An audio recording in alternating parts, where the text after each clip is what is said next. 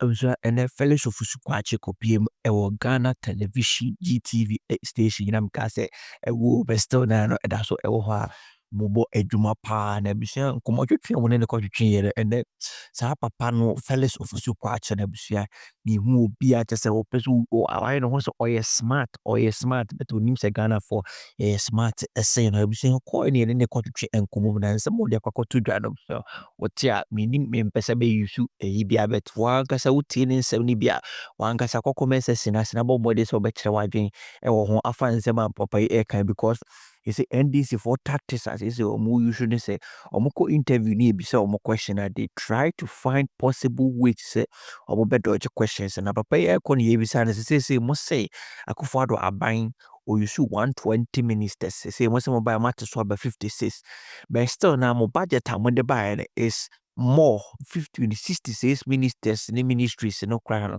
mo budget no crown na mo dey about for ministries hold on ye keka sika mo allocate ko ho na keka bo ma ebro Akufo-Addo 120 ministers no budget ne so enti papa wa buy dey be chirim se kwan ben so and I'm mo running an efficient and lean government 56 ministries as compared to 126 so still na sika mo allocate no and those say 126 ministries no na and then the explanation all but that's it you beside the question on answer to me and go straight forward now if let me give you an example one up pay ma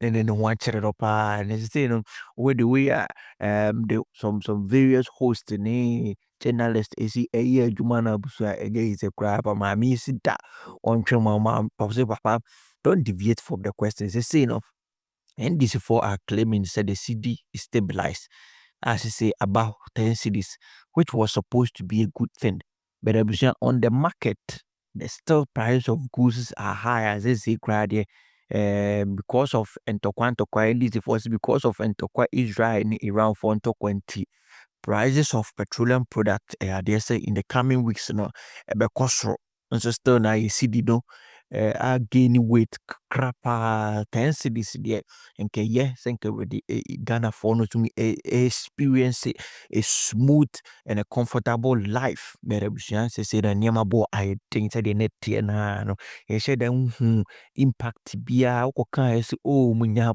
tre okoka is oh munya butre and then the response no the buyer me pese be use words bia e dey describe on the response no pese wa gasa wuti the response ni bi na we are also chere wadwe e wo comment section as Tvghana so.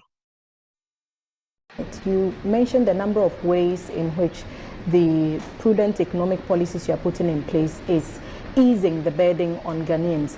Do you feel that the average Ghanaian feels the weight lifted off their pockets when it comes to cost of living itself? Because these things have somehow, for some, not translated into a reduction in prices of basic goods on the market. And so for those people who hold that view, all these things that you're talking about are not reflected in their households, and they feel a disconnect between government communication and the prices of goods and services on the market. Of course, the pass-through time could be quicker. We must admit that.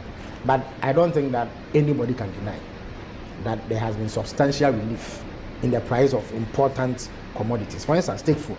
And fuel is a determinant of pricing in many ways because the trade that many people engage in revolves around transportation. And so once transportation costs are high, it is passed on to the end consumer.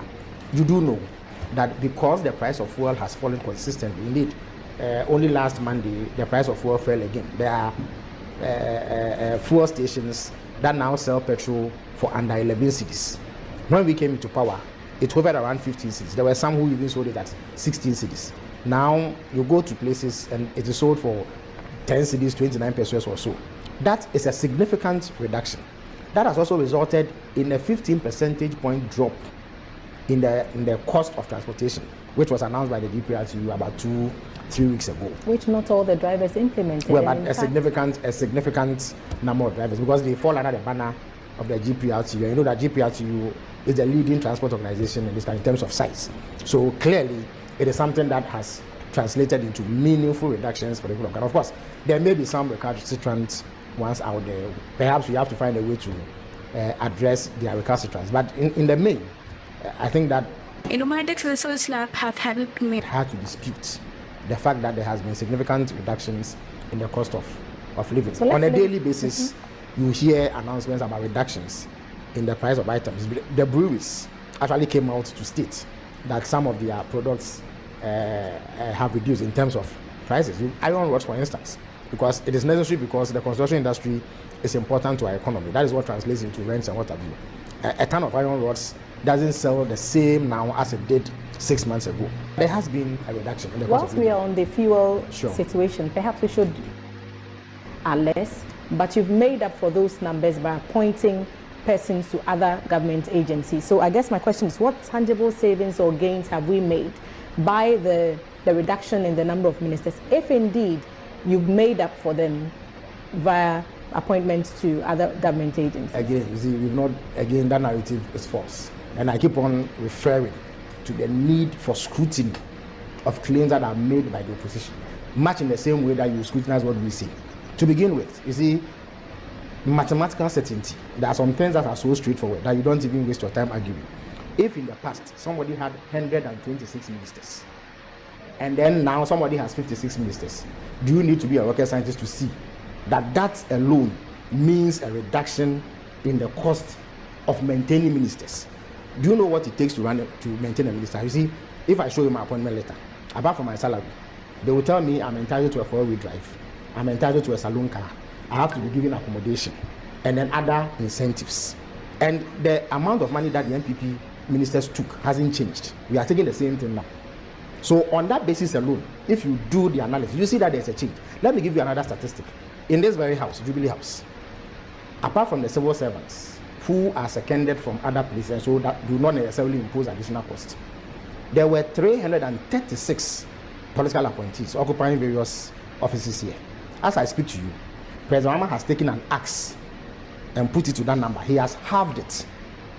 So when we go to Parliament next year and we present the list to Parliament, you see that it is just around half of what the MPP kept. Now let me also ask you, if you had 336 people benefiting from the same conditions of service that those in this government are benefiting from, and the number now is less than half of what they left, does it not tell you immediately that there has been a reduction?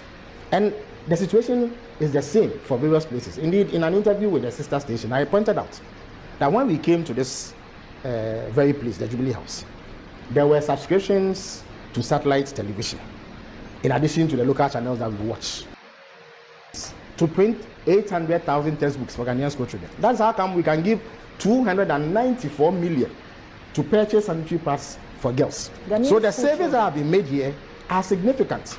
There are things that you can verify from the budget. So don't let anybody deceive. And again, this claim that we are making up for the reduction in numbers in which other agencies have more people than they actually need. Indeed, let me give you a practical example of myself. You have come here, so this is my office, right? And then the next one is a small office containing my stuff. I'm doing the work of the erstwhile information minister and the spokesperson to the president, in addition to my parliamentary duties. The former information ministry, which used to be housed in that building,